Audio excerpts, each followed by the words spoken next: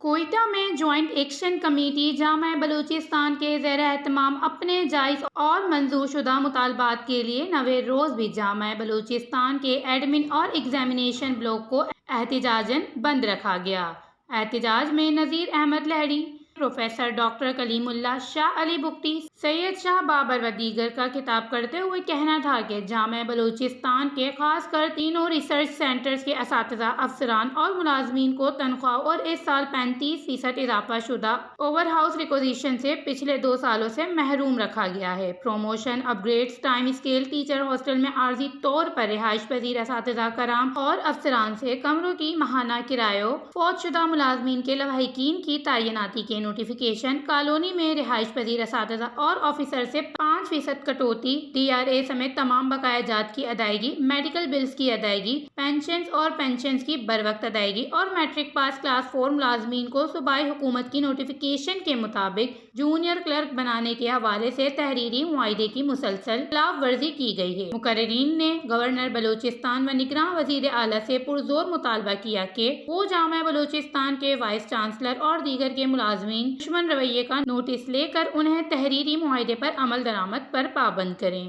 بصورت admin اور examination block احتجاجاً بند رکھا جائے گا اور ایڈمن بلاک کے سامنے بڑا احتجاجی جلسہ کیا جائے گا۔ Wash news, Quetta, Balochistan.